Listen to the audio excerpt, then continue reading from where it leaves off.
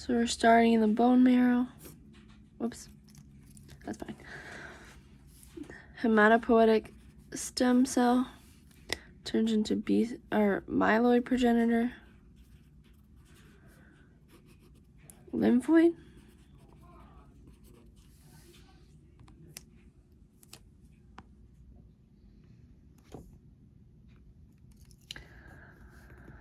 Okay.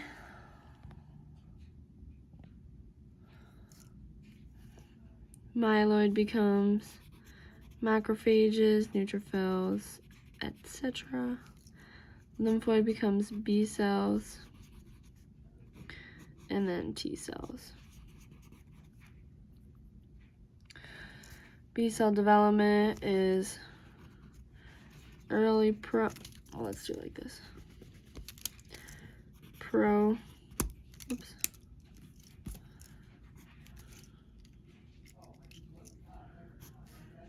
Early, late, pre, large, small, immature, mature. T cells in the bone marrow, they're only double -1, but then they relocate to the thymus. So let's say here, thymus, and then double -2, double -3, double -4, double positive, and then single positive. This is where we decide if it's a CD4 or a CD8. Randomly decide positive T cell. So for this one, we're going to choose CD4 positive. And then the single positive moves. Let me lower this light.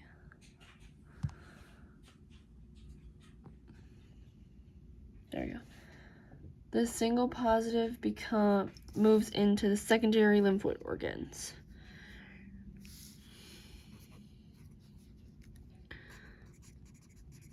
Like the lymph nodes.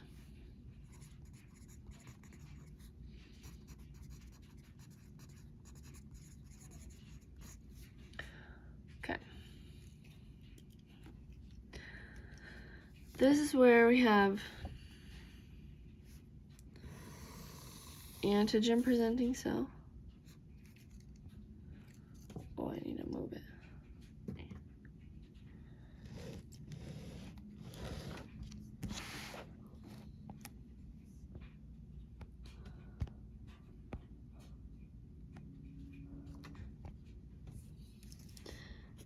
Antigen presenting cell,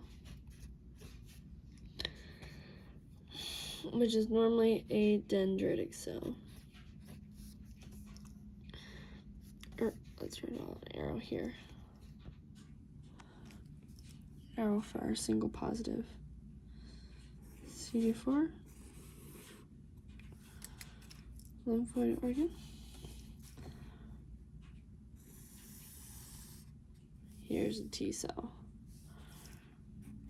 T cell. And then we have the antigen presenting cell presenting on MHC. Antigen. Because it's a CD4 positive.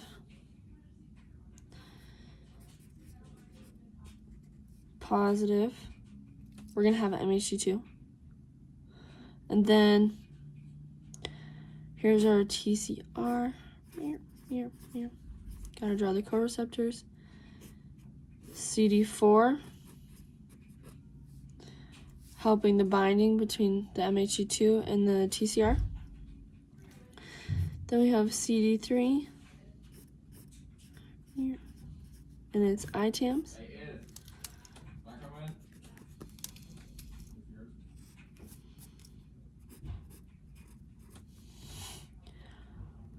CD3, and its ITAMs. And then CD4 has its LIC down here. And LIC is normally inactivated by the SH2 domains and when their kinases are phosphorylated. Okay.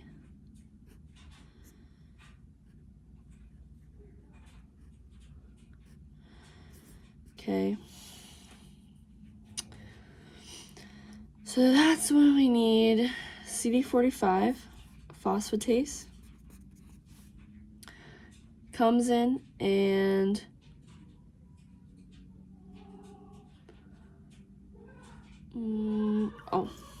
activates LIC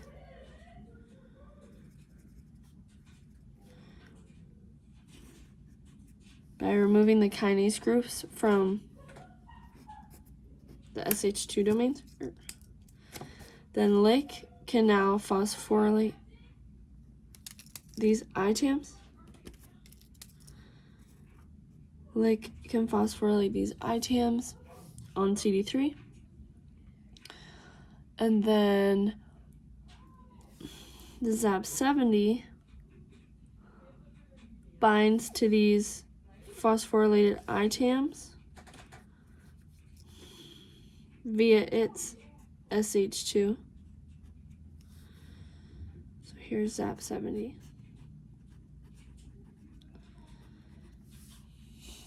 Here's ZAP70. Can you see? There we go. ZAP70 binds the phosphorylated ITAMs on CD3. Phosphorylated. Then ZAP70 is phosphorylated by LIC. And then ZAP70 phosphorylates LAT.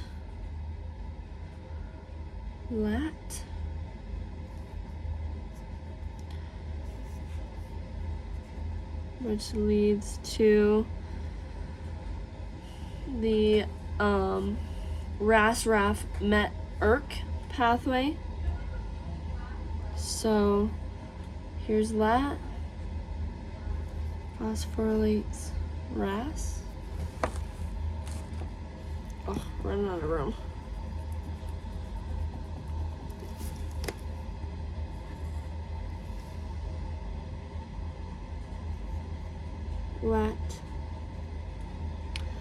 LAT then recruits SLP76,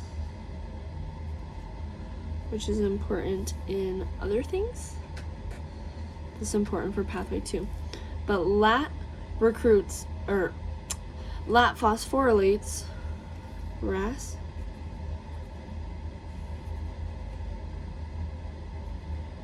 RAF, MET, ERK. Oh, let me draw the nucleus. Let's draw the nucleus here. Here's DNA. That was horrible DNA.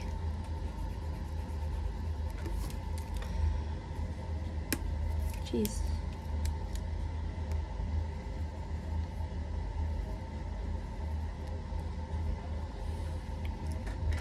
ERK then migrates to the nucleus.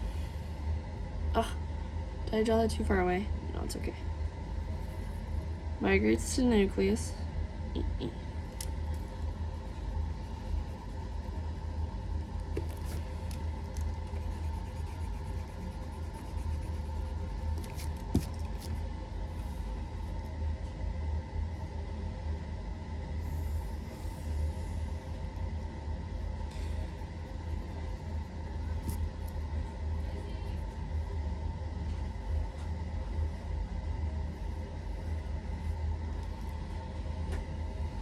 So ERK migrates to the nucleus.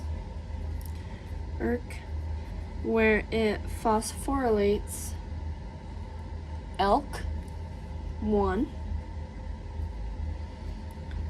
ELK1 phosphorylates which is the transcription factor for FOS. So FOS, ALK1. FOS binds to C-Jun to form AP1, the transcription factor for IL-2. So then IL-2 is produced. So that's it. So first pathway of signal 1. The second pathway of signal 1 is where SLP76 comes in and phosphorylates PLC gamma, which cleaves it into, phosphorylates PLC. PLC cleaves PIP2 into, let's see which ones, IP3 and DAG.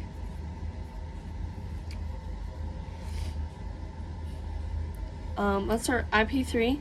PLC gamma IP3 is the second pathway in signal 1. So IP3 binds to calcium channels in the rough ER. So here's the rough ER. Let's make a little channel. Calcium. IP3 binds there to the calcium channel and releases calcium into releases calcium into the cytoplasm.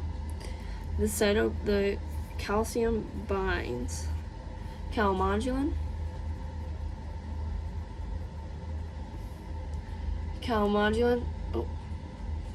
Low battery. Calmodulin activates calcineurin.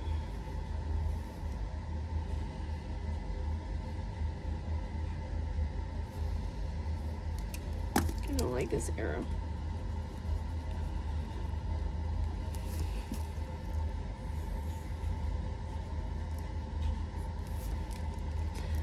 Calmodulin activates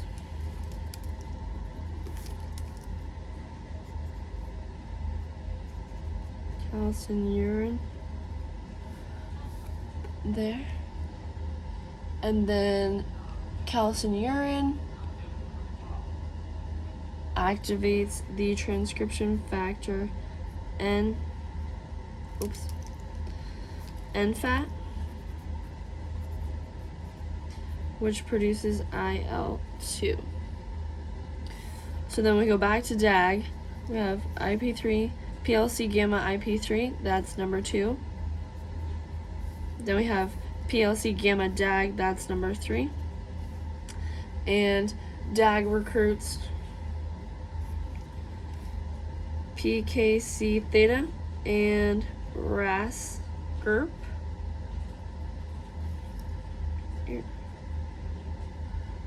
RAS GURP activates PLC gamma.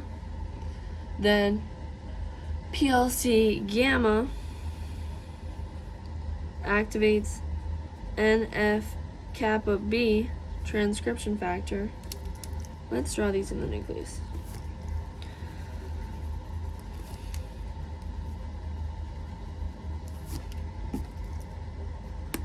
Oops. Let's go back. Calmodulin. Let's go. Calcineurin. NFAT. NFAT. Then we'll have PKC. Dang it. PKC PKC theta activates NF kappa B. Here. NF kappa B. Kappa B. And that will produce IL-2. So that, oh, you can't see. So that will produce IL-2. Is this gonna be bad for, I don't know, upside down? Okay. Then, that's signal 1. That's it for signal 1. Then we go to signal 2, which is activated by per PAMP. And the CD80 that induces the per PAMP induces CD80, which binds to CD28, and that's a co-stimulatory signal. And then we go to signal 3, which is the JAK-STAT pathway. So we'll go right here. So JAK-STAT is when the IL-2 binds to the IL-2 receptor and it dimerizes. So here's a dimerized IL-2 binding. This activates proteins called JAK. After JAK is activated, this phosphorylates STAT.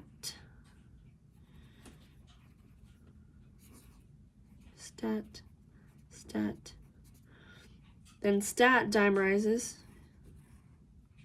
phosphorylates, STAT is activated, phosphorylates, dimerizes, STAT. And then STAT is translocated into the nucleus.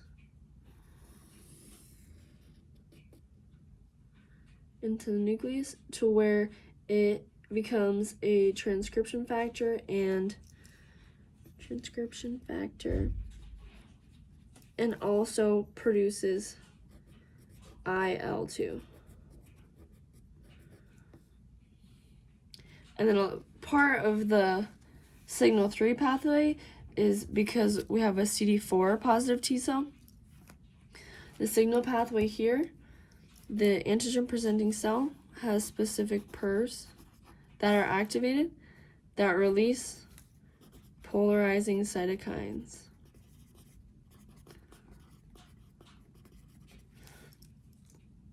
These cytokines